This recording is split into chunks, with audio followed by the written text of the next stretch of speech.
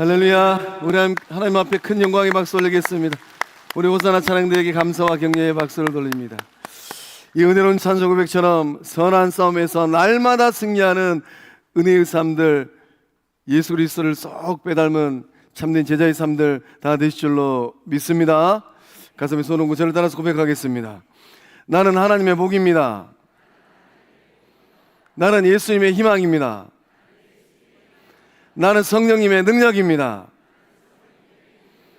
할렐루야. 입술의 고백이 믿음의 열매들 다 될 줄로 믿습니다.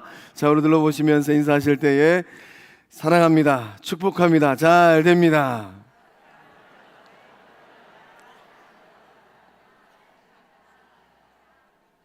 성령께서 역사하심으로 말미암아 영적 공동체가 모여서 예배하고 찬송하고 기도하면 할수록 그 사랑의 삶이 또 축복의 삶이 또 열매 맺는 은혜의 삶들이 다 될 줄로 믿습니다. 오늘 말씀의 제목이 풍성한 결실을 거두는 옥토가 되라입니다. 어떻게 곰곰이 자아의 삶을 생각할 때에 어떤 열매를 어떻게 맺고 계실까요? 성령께서 역사해 주심으로 말미암아 주님께서 저마다의 삶을 향한 기대가 있어요. 또 교회의 주인 되시는 예수님께서 불꽃 같은 눈으로 지켜보고 계시는데 교회를 향한 예수님의 기대가 있습니다. 거룩한 빛성광 영적 공동체가 주님께서 기뻐하시는 100배의 열매를 거두어드리는 은혜의 영적 공동체 된 줄로 믿습니다. 제가 말씀을 묵상하다가 1951년 12월 17일 날 저희 영적 공동체가 태동이 됐는데 그 전쟁통에 이북에서 오셨던 30여 명의 성도님들하고 또 여수당에 계셨던 성도님들이 모여서 이루어진 영적 공동체가 은혜의 때에 정말로 100배를 넘는 영혼의 결실을 거두는 예수 그리스도의 몸이 되었구나. 예배 자리에 나오신 성도님들 거룩한 비전을 품고 영적 여정을 걸어갈 때에 지역을 불문하고 생명을 구원하고 하나님의 영광을 돌리는 예수님의 몸된 교회 될 줄로 믿습니다. 자, 그래서 씨앗을 뿌리는 농부의 마음, 그 농부의 마음을 헤아리고 또 우리 안에 영적 깨달음이 일어나고 또 우리가 믿음으로 인내로 경주하는 이 세 가지가 우리가 이 풍성한 이 결실을 거두는 옥토가 되는 것입니다. 오늘 이 시간은 이 세 가지에 대해서 말씀을 나누어 보고자 합니다. 먼저 이 말씀을 곰곰이 생각해 보면은 이 1세기 농부가 이 농사를 짓는데 예수님께서 30배, 60배, 100배로 말씀하신 것이 아니라 100배, 60배, 30배를 말씀하십니다. 그러니까 우리 주님의 마음은 100배가 있다라는 거예요. 이 씨앗을 뿌리고 있는 농부의 마음이 어떤 마음일까? 그 씨앗을 뿌릴 때 이 농부는 100배를 기대하고 씨앗을 뿌린다라는 것입니다. 그 메주콩 하나를 이렇게 밭에다가 심으면은 이 메주콩 하나를 자라가지고 이 가을녘에 추수를 하는데 이 메주콩 하나에서 자란 그 콩 나무가 이 나무로 하고 할 수 있을까요? 하여튼 이 가을녘에 추수할 수 있는 콩알은 몇 알 정도 될 것 같으세요? 최소 80알, 평균 100알에서 200알 정도라고 합니다. 이게 바로 하나님께서 자연에게 주신 능력이라는 거예요. 그러니까 오늘 우리가 이 말씀을 붙들고 우리의 인생을 바라보면서 기도할 때 주님, 저의 남은 인생길 가운데서도 성령님 도와주시고 주님 역사함으로 말미암아 저의 인생도 100배의 열매를 거두는 은혜의 삶이 되게 하여 주시옵소서. 이 놀라운 은혜의 삶이지 않겠습니까? 여러분의 인생을 만약에 이 콩 하나로 치면은 여러분의 인생이 끝나는 그날 못해도 100명의 영혼이 구원함에 이르는 것이고 많게는 200명의 영혼까지 구원함에 이른다라는 것입니다. 조금 더 확장해서 영적 공동체를 하나의 콩으로 비유한다면 주님께서 공동체를 향한 기대는 무엇이겠습니까? 1951년 11월 17일 날 주님께서 여수 성광교회, 그때는 여수 세 번째 교회였으니까. 근데 주님께서 우리에게 갖고 있는 기대는 무엇입니까? 우리 교회로 끝나는 것이 아니라 우리 교회 가운데 생명이 있다면 우리 교회를 통하여서 100개의 교회가 일어서고 100개의 교회가 형성되어지는 은혜가 흐르는 것인 줄로 믿습니다. 과연 그렇다면 1세기의 농부는 어떤 환경에서 이 농사의 인생을 살았겠습니까? 1세기 예수님께서 살았던 그 시절에 이 농부가 농사를 지어서 그 해에 7배의 수확을 거두었습니다. 그때는 정말로 좋은 해라고 해요. 또 어떤 농부는 10배를 거뒀다고 합니다. 그 해는 진정한 풍요가 흐르는 해라고 합니다. 어떤 농부가 30배의 수확을 거두었어요. 이 수확의 의미는 무엇이겠습니까? 그 농부의 삶을 통하여서 마을 전체가 1년 내내 먹을 수 있는 곡물을 거두어 드렸다는 것이죠. 예수님께서 소망하시는 100배의 수확을 한번 거뒀다고 생각해 보십시오. 100배의 수확의 의미는 어떤 의미일 것 같으세요? 그 농부가 이 갈릴리 호숫가에 별장을 짓고 은퇴할 수 있을 정도의 상상하기 어려운 기적적인 수치라고 합니다. 예수님은 불가능을 말씀하신 게 아니에요. 온 우주 만물을 창조하신 주님께서는 100배의 결실을 거두는 가능성을 보시고 이 말씀을 들려주신 줄로 믿습니다. 그래야 해서 이 농부가 100배의 수확을 거두는 이 결실의 영적인 의미는 무엇입니까? 풍성한 결실은 우리 인간적인 노력이나 계산으로 되는 게 아니라는 것입니다. 풍성한 결실은 전적인 하나님의 기적이요 하나님의 은혜로 이루어지는 것이랍니다. 그렇기 때문에 이 예배 자리에 나오신 성도님들은 100배의 결실을 바라보면서 하나님의 도우심을 구하시고 하나님의 능력을 덧입고 성령님의 지혜를 사모할 때에 그 인생길을 걸어가면서 100배의 수확을 거두고 유통하는 은혜의 삶들이 다 되실 줄로 믿습니다. 성경을 보면 이 100배의 수확을 거둔 한 사람이 있어요. 창세기 26장에 등장하는 그랄 땅에서 농사 지은 이삭의 삶입니다. 그 성경을 떠들어보면 창세기 26장에 이삭의 삶이 100배의 결실을 거두었다라고 성경은 기록하고 있습니다. 그러니까 주님께서 말씀하고 있는 이 100배 수확의 이 기쁨과 또 영광은 이삭은 정확하게 알고 있었을 것 같아요. 그래서 이 100배의 수확을 거두어 드리고 하나님의 복을 받은 이삭의 삶을 성경은 어떻게 평가하고 있습니까? 창대하였다, 왕성하였다, 마침내 거부가 되었다라고 성경은 기록하고 있어요. 앞에 있는 조 목사는 저는 그런 삶을 살아보지 못하였습니다만은 그러나 우리 후대들 가운데 이삭의 복을 받아서 마침내는 창대하고 왕성하고 마침내는 하나님 나라의 거부가 되어지는 그러한 주의 백성들이 후대들이 일어날 수 있도록 새벽마다 기도하고 있습니다. 이 복이 예배 자리에 나오신 성도님들의 인생이 복이 되어지고 성광의 후대들이 복이 되어지고 영적 공동체의 복이 될 줄로 믿습니다. 1세기의 농부들은 어떻게 농사를 지었겠습니까? 오늘 이 시대에 우리가 살고 있는 우리 시대 농부들하고는 정반대의 농사법을 가지고 농사를 지었다고 합니다. 오늘 대다수의 농부들은 씨를 뿌리기 전에 먼저 밭을 일구지 않습니까? 쟁기질을 하고 또 트랙터를 동원해가지고 그죠? 이랑과 고랑을 만든 후에 고랑을 아주 깊이 패야지만이 파면 팔수록 이랑이 도도해지지 않습니까? 그러면 그 이랑의 씨앗을 아주 조심스럽게 뿌립니다. 깨도 뿌리고 콩도 뿌리고 또 고구마 순도 심잖아요. 예수님 당시에 이 팔레스타인 농부들은 그렇게 농사를 짓지 않았다고 합니다. 먼저 무작위로 씨를 이곳저곳에 흩뿌렸다고 해요. 그러고 나서 땅을 갈아엎었답니다. 좀 이해가 되세요? 그렇기 때문에 상당수의 씨앗들이 길가나 바위 틈 또 가시덤불에 떨어졌다라는 거예요. 척박한 땅에 떨어진 씨앗이 자라지 못하고 열매를 맺지 못하는 것은 아주 흔하고 자연스러운 현상이었다고 합니다. 과연 그렇다면 농부는 어떤 마음으로 씨앗을 이곳저곳에 흩뿌렸을까요? 이 시대 농부들은 정말로 정성을 다해서 씨앗 하나를 위해서 정성을 다해서 씨앗을 뿌리는데 예수님 당시 농부들은 그냥 씨앗을 낭비하는 것 같기도 합니다. 이곳저곳에 흩뿌리는 거예요. 어떤 마음이었을까요? 과연 그렇다면 우리가 이 풍성한 열매를 거두어드리는 첫 번째 영적인 비결은 무엇입니까? 이 농부의 마음을 아는 거예요. 땅을 보는 것이 아니라 여러분의 인생이 길가 같기도 하고 돌잡 같기도 하고 가시덤불 같다라고 정의를 하고 여러분의 인생을 생각하면 어떠십니까? 속상하지 않으세요? 어떠한 가능성도 보이지 않아요. 우리 주님께서 이 말씀을 통하여서 천국 비밀을 말씀하시는데 우리 주님이 무엇을 말씀하고 계십니까? 우리 주님은 땅에 대해서 말씀하시는 것이 아니라 농부의 마음에 대해서 말씀하고 계시는 거예요. 우리 4절에 7절에서 말씀을 우리 세번역 성경으로 함께 읽어보겠습니다. 시작. 그가 씨를 뿌리는데 덜어는 길가에 떨어지니 새들이 와서 그것을 쪼아 먹었다. 또 덜어는 흙이 많이 아는 돌짝밭에 떨어지니 흙이 깊지 않아서 싹은 곧 났지만 해가 뜨자 타버리고 뿌리가 없어서 말라버렸다. 또 덜어는 가시덤불에 떨어지니 가시덤불이 자라서 그 기운을 막았다. 아멘.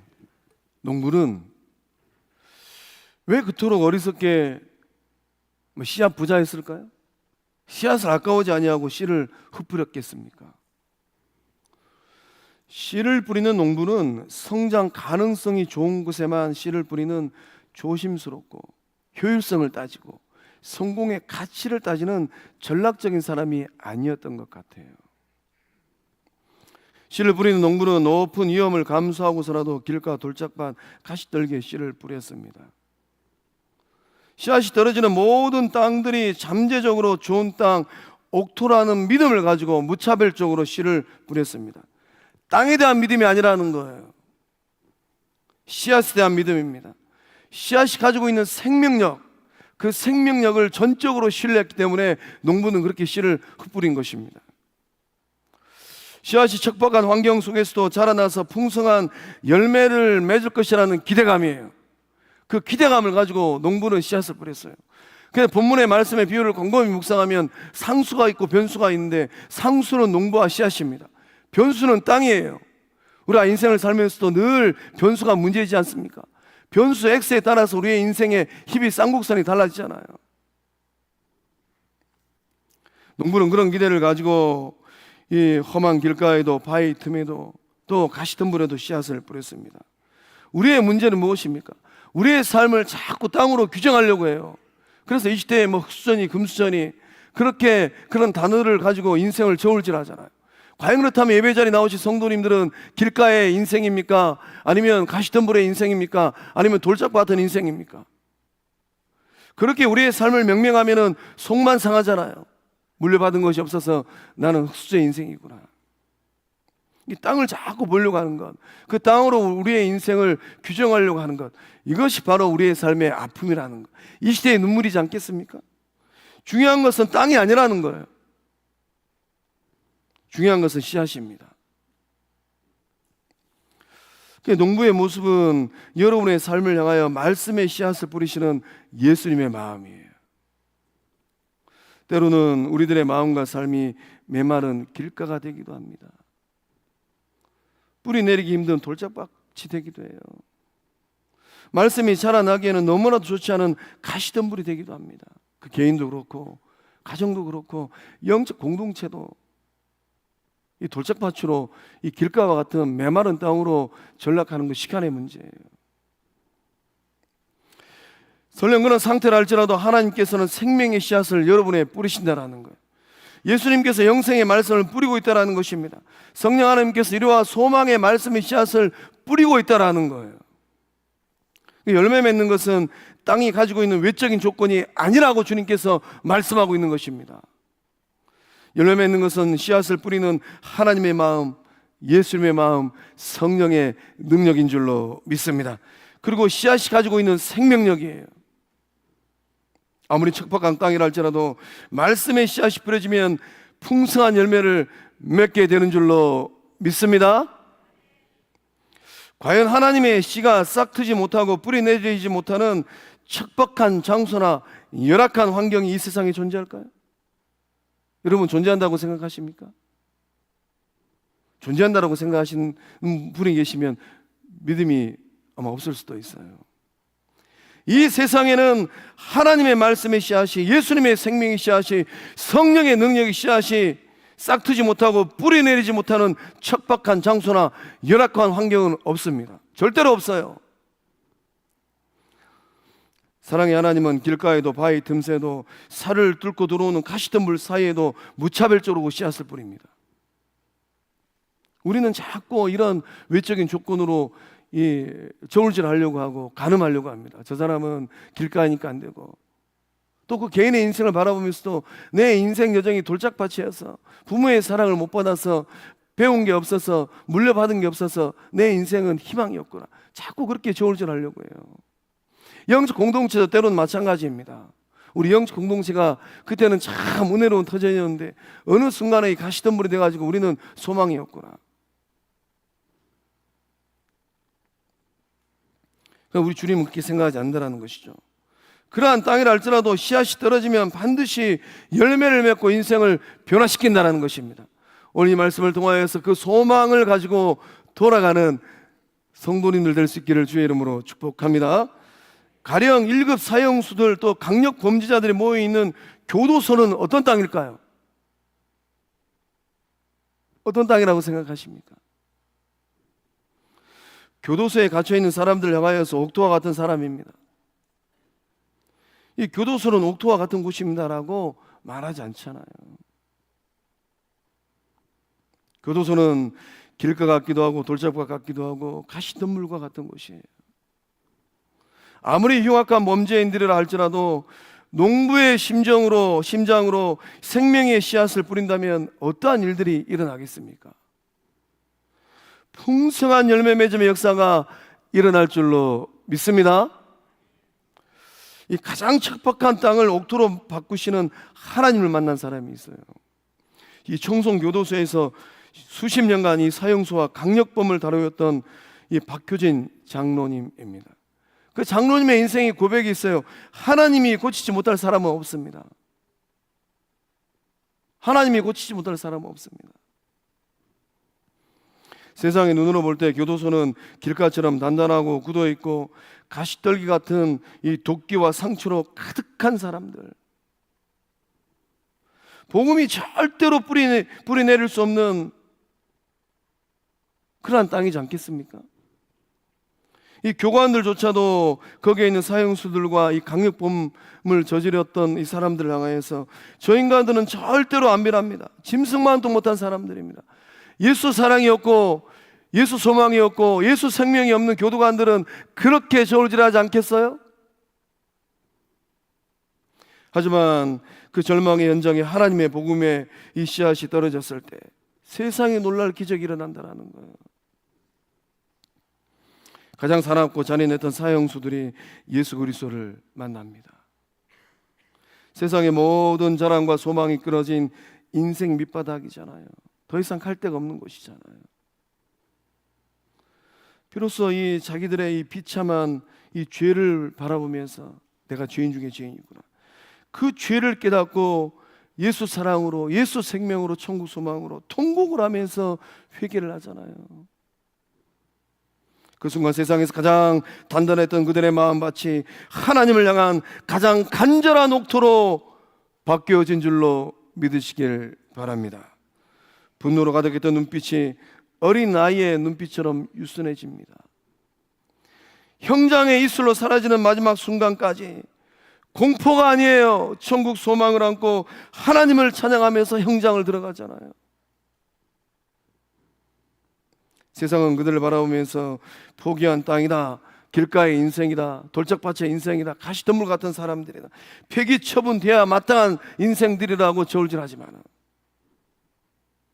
그러나 하나님은 그 척박한 땅을 기어이 옥토로 개간하셨습니다.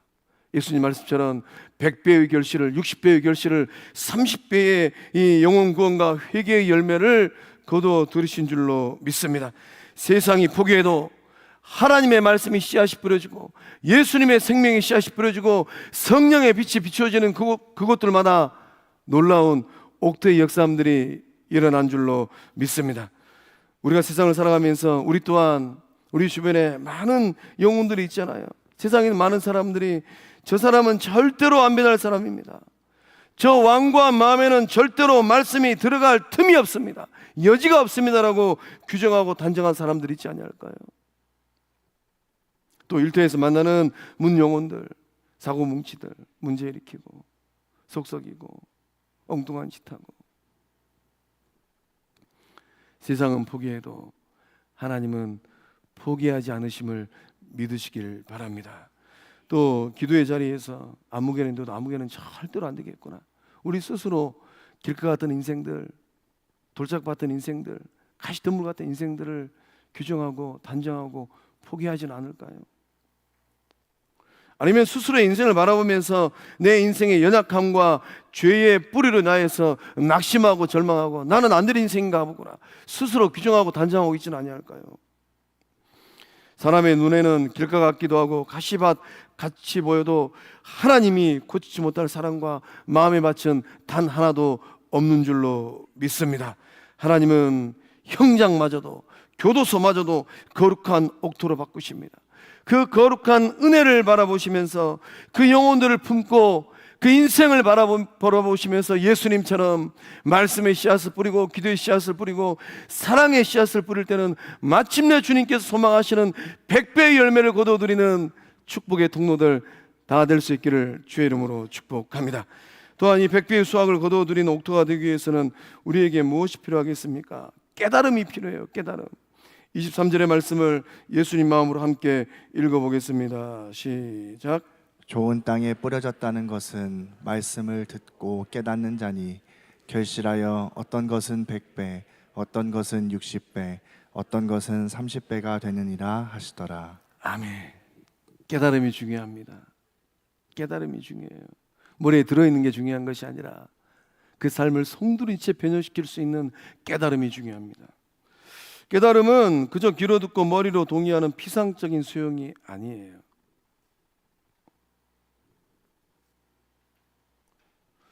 오늘 이 시대에 많은 성도들의 문제점이 여기 있지 아니할까요? 알기는 정말로 잘 알지만은 머리는 정말로 똑똑하고 야무러서 잘 이해하지만 딱 거기서 그치잖아요. 깨닫는 것은 이해했다는 듯 그저 고개를 끄덕끄덕하는 수준이 아니라는 겁니다. 깨닫는 사람은 생명의 말씀을 라디오 청취하듯 청취하고 있는 청취자가 아니라는 거예요. 깨닫는 사람은 생명의 말씀을 청종하는 사람입니다. 깨달았으면 따라가는 사람이라는 거예요. 참된 깨달음은 삶의 방향을 즉각적으로 조율하고 행동하는 강력한 통찰입니다. 강력한 통찰이에요. 가령 오늘 예배 자리에 나오신 성도님들을 제가 이 시간에 여러분이 철도청에서 근무하는 철도 선로를 고치는 기술자라고 제가 명명하고 가정하겠습니다. 여러분이 선로 작업을 하기 위해서 기차 선로에 서 있습니다. 선로 작업을 하고 있는데 무섭게 달려오는 기차가 눈에 보였어요. 1분 뒤에 여러분을 덮칠 것을 깨달았으면 어떻게 하실 것 같으세요? 두말하면 잔소리지 않습니까? 머리를 끄덕끄덕하면서 가만히 있는 게 아니죠. 그건 깨달은 게 아니라는 것입니다. 바로 선로 밖으로 몸을 피할 것입니다. 이것이 바로 깨달음이라는 것이죠. 깨달은 성도의 모습, 깨달은 예수 제자의 모습, 깨달은 성령 충만한 성령의 사람들의 모습이 어떠합니까? 바로 행동한다라는 것이에요. 즉각적으로 행동한다라는 것입니다. 풍성한 열매를 맺는 두 번째 영적인 비결은 깨달음인데 그 깨달음은 아는 것이 아니라 바로 행동하는 거예요. 예배하시다가 기도하시다가 성령의 세밀한 음성을 들을 때 네가 먼저 다가서라. 네가 먼저 용서해버리라. 네가 먼저 선물을 좀 줘버려라. 네가 아무개 찾아가서 복음을 전해라. 그 말씀을 깨달았으면 즉각적으로 행동하는 것. 이것이 깨달음이라는 것입니다. 깨닫는 마음은 어떤 마음이겠습니까? 깨닫는 마음은 착하고 좋은 마음이에요. 성경이 말씀하고 있는 깨닫는 마음은 누가복음 8장 15절에서 주님께서 그렇게 말씀하지 않습니까? 착하고 좋은 마음으로 말씀을 듣고 지켜 인내로 결실하는 자. 그런 깨달은 마음을 갖고 있을 때 100배의 결실을 맺는 좋은 땅이라고 주님 말씀하셨어요. 우리 누가복음 8장 15절의 말씀을 예수님 마음으로 함께 읽어보겠습니다. 시작. 좋은 땅에 있다는 것은 착하고 좋은 마음으로 말씀을 듣고 지키어 인내로 결실하는 자니라. 아멘. 예수님께서 말씀하신 깨닫는 마음은 착하고 좋은 마음인데 착하고 좋은 마음은 타고난 성품이 아니라는 거예요. 전성적으로 정말로 그 심성이 착하고 좋은 분들이 있습니다. 교회 안에도 있고 교회 밖에도 있어요. 깨닫는 마음은 착하고 좋은 마음인데 이런 타고난 성품이 아닙니다. 하나님 말씀 앞에서 반응하는 영적인 태도, 그러한 태도가 착하고 좋은 마음이라는 거예요. 착하고 좋은 마음을 가진 성도는 어떤 사람일까요? 영적으로 겸손합니다. 내 지식과 고집을 내려놓습니다. 그 말씀이 나를 지적할 때에 말씀을 듣다가 영적 깨달음이 오면 다윗이 그날 나단 선지자의 말씀을 듣고 깨닫잖아요. 그리고 회개하고 돌아서잖아요. 말씀을 들을 때에 기록된 말씀, 선포된 말씀, 지금도 우리의 마음에서 역사하시는 성령의 레마의 음성을 들을 때 듣고 깨달았으면 영혼의 압점이 느껴지잖아요. 영혼의 압점이 느껴지면 우리 한의사 선생님들께서 한의원 가면은 어깨가 결리고 근육이 뭉쳐있을 때 살짝만 눌러줘도 자저러지잖아요. 영혼의 압점이에요. 말씀이 우리 가운데 영혼의 압점으로 다가올 때에 어떻게 반응합니까? 주님, 제가 틀렸습니다. 주님이 맞습니다. 하고 겸손하게 하나님 말씀을 청종하는 겁니다. 그 착하고 좋은 마음을 가진 성도는 그 동기가 순수해요. 이 다산이나 세상적인 복을 구하는 마음은 가시떨기의 마음이에요. 진리 되신 예수님 그 자체, 생명의 주인 되신 하나님과의 관계, 오늘 우리 가운데 역사하시는 성령님과 동의하는 이런 영적 관계들을 순수한 마음으로 사모합니다. 또 착하고 좋은 마음을 가진 성도는 자신을 말씀에 복종시키는 사람이에요. 말씀을 나의 삶의 자리에 갖다 붙이는 것이 아니라 그 삶을 말씀 앞에 복종시키는 거예요. 감동으로 끝나지 않고 가정과 직장과 일상의 삶에서 말씀대로 살아내기 위해서 몸부림을 칩니다. 때로는 감정이 힘들 때 예수님 말씀 따라가는 거 정말로 쉽지 않아요. 또한 착하고 좋은 마음을 가진 성도는 선한 열매를 맺는 사람들입니다. 삶의 현장에서 사랑의 열매, 자비의 열매, 온유의 열매와 같은 성령의 열매를 맺어서 타인들의 삶에 도움이 되는 사람들이에요. 요한계시록 22장의 말씀을 보니까 생명수 강가에 생명나무가 있는데 생명나무는 12가지 열매를 맺는답니다. 매 달마다 열매를 맺는데요. 착하고 좋은 마음을 가진 성도의 삶이 바로 그러한 열매를 맺는 은혜의 삶인 줄로 믿습니다. 착하고 좋은 마음을 가진 성도는 완벽한 사람이 아니에요. 하나님 앞에서 자신을 낮추고 고난 속에서 말씀을 품고 뚜벅뚜벅 믿음의 길을 걸어가는 사람입니다. 말씀을 깨닫는 착하고 좋은 마음으로 여러분의 삶의 자리에서 100배, 60배, 30배의 풍성한 결실을 맺는 복된 삶 될 수 있기를 주의 이름으로 축복합니다. 또 풍성한 열매를 맺기 위해서 세 번째 중요한 게 있는데 인내입니다. 인내가 절대적으로 필요해요. 우리 누가복음 8장 15절의 말씀을 다시 한번 예수님 마음으로 읽어보도록 하겠습니다. 시작. 좋은 땅에 있다는 것은 착하고 좋은 마음으로 말씀을 듣고 지키어 인내로 결실하는 자니라. 아멘. 인내로 결실해야지만이 주님께서 기뻐하시는 열매를 맺게 된다는 것입니다. 씨앗이 뿌려진 후에 어떤 일들이 일어납니까? 대적자들이 날라오고 찾아오죠. 그래서 이 말씀도 보니까 주님께서 18절 이하에 이 비유의 말씀을, 천국 비유의 말씀을 설명하여 주시는데,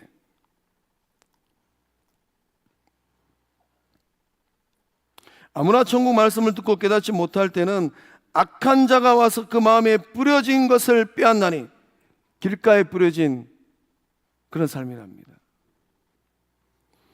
대적들이 찾아와요. 또 대적으로 끝나는 것이 아니라 각종 어려움이 있지 않습니까? 외부적인 어려움이 있고 내부적인 어려움이 있습니다. 외부적인 어려움은 이 말씀으로 인한 환난이나 박해예요. 한국교회 성도들은 얼마나 복된 성도들인지 몰라요. 이슬람교를 믿는 국가에서 예수를 그리스도로 믿는 성도들은 모진 박해와 또 환난을 경험합니다. 또 내부적인 어려움도 존재하지 않습니까? 우리의 내적인 삶의 자리 가운데 어떤 어려움이 있습니까? 이 세상의 염려가 우리의 마음을 힘들게 하잖아요. 또 재물의 유혹이 우리의 정신을 흩어뜨리잖아요. 풍성한 열매를 맺는 좋은 땅은 어떤 땅입니까? 강력한 안팎의 위협을 단호하게 대처하고 끝까지 인내하는 삶인 줄로 믿습니다. 성경이 말씀하고 있는 인내는 단순히 참는 게 아니에요. 인내를 테스트하는 게 아닙니다. 인내는 100배의 결실을 거두기 위한 영적 농사의 핵심 과정입니다. 인내의 본질은 무엇입니까? 인내의 본질은 진리 아래에서 머무는 기다림이에요. 헬라어로 인내를 후포모네라고 합니다. 이 후포모네의 뜻은 아래에 머물다라는 뜻이에요. 아래에 머무는 것, 그것이 인내라는 것입니다. 씨앗이 땅 속에 묻혔습니다. 한번 상상을 해보십시오. 싹이 나기 전까지는 그 어둠을 견뎌내야 하고 땅의 이 누름을 인내해야만 합니다. 우리 또한 마찬가지죠.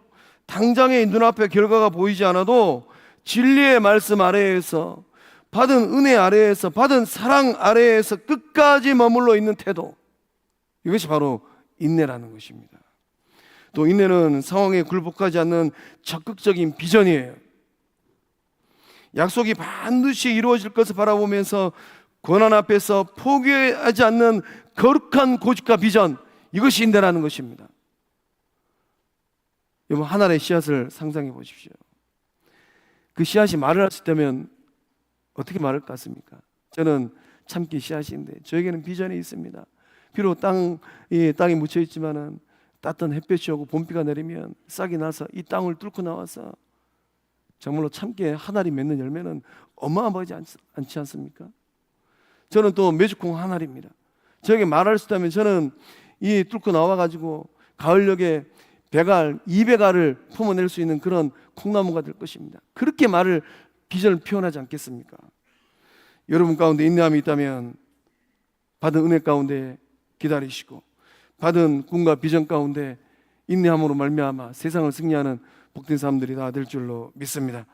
인내를 통하여서 완성되어지는 영적 유익이 몇 가지가 있어요. 우리가 세상을 살아가면서 시련을 당하는데 이런저런 시련을 참아낼 때 위대한 영적인 변화들이 일어난다는 것입니다. 인격이 성숙해져요. 고상한 그리스도인이 되는 것, 성숙한 주의 백성들의 인생의 복입니다. 정말로 고상하구나. 그 생각도, 얼굴의 표정도, 몸짓도, 말투도 정말로 고상해요. 명품으로 두르지 않아도 정말로 고상합니다. 내 안에 불순물이 쉽게 나가면 우리의 성품이 단단하게 성숙된다는 것입니다. 그래서 야고보 사도는 야고보서 1장 4절의 말씀을 통하여서 인내를 온전히 이루라. 이는 너희로 온전하고 구비하여 조금도 부족함이 없게 하려 함이라.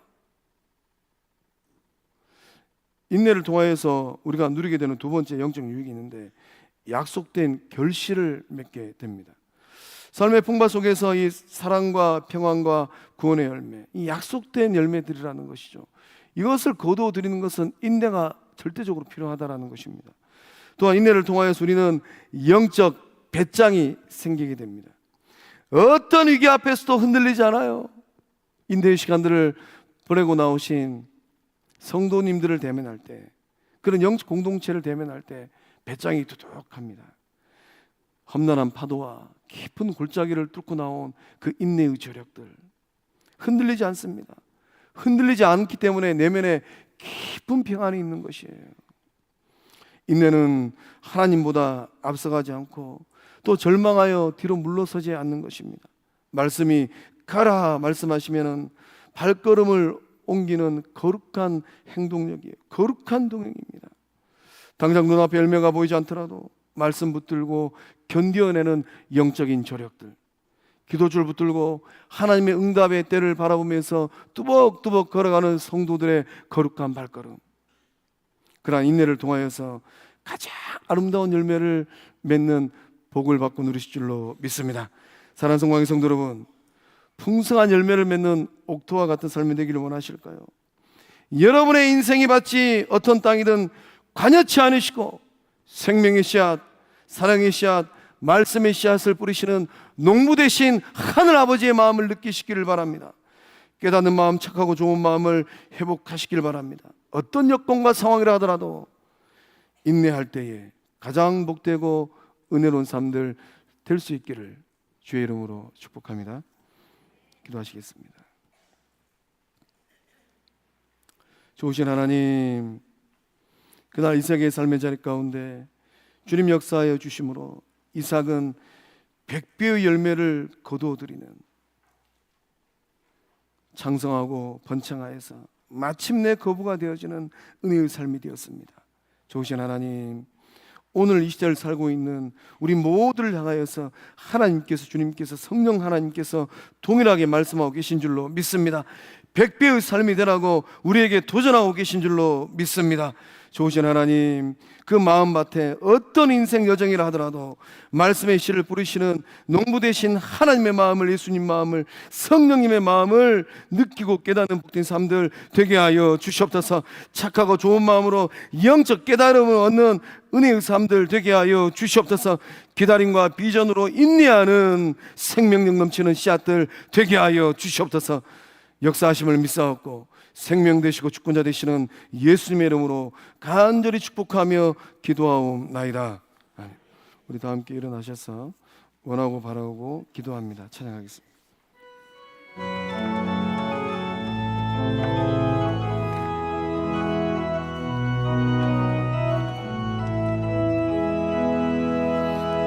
이 세상을 살아가는 동안에 나의 힘을 의지할 수 없으니 기도하고 낙심하지 말 것은 주께서 참 소망이 되시리라. 주의 길을 걸어가는 동안에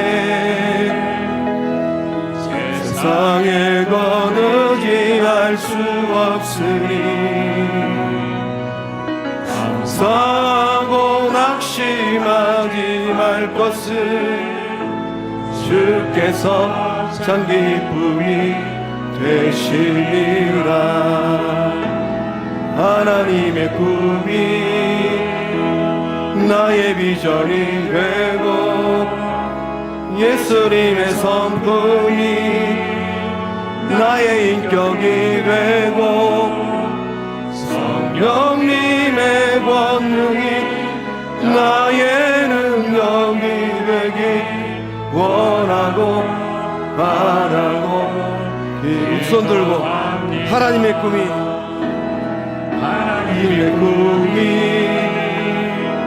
나의 비전이 되고 예수님의 성품이 나의 인격이 되고 성령님의 권능이 나의 능력이 원하고 바라고 기도합니다. 우리 주님께 영광의 박수 올리겠습니다. 이제는 우리 주 예수 그리스도의 은혜와 성부 하나님의 한없는 사랑과 성령 하나님의 이루게 통하심의 끝끝 역사하심이 어떤 땅이라 할지라도 씨앗을 뿌려주시는 예수님의 손을 바라보고 하나님의 마음을 바라보고 성령의 능력을 의지하면서 100배의 결실을 거두는 복된 삶 되리라 믿음으로 결단하는 주의 친백성들의 삶과 가정과 일터 위에 객실 나가 있는 자녀들의 삶의 연장 위에 군복무 중인 우리 자녀들, 해외 유학 중인 우리 자녀들, 병상에 있는 환우들, 그 일터들이 거룩한 일터되기를 간절히 사모하는 그 심령들 위에 주님 오시는 그날까지 쓰임받기를 간절히 사모하는 거룩한 비성광영 공동체 위에 필리핀 이반 여수 성광 베델 교회 위에 이제로부터 영원토록 함께 하시기를 축원하옵나이다. 아멘.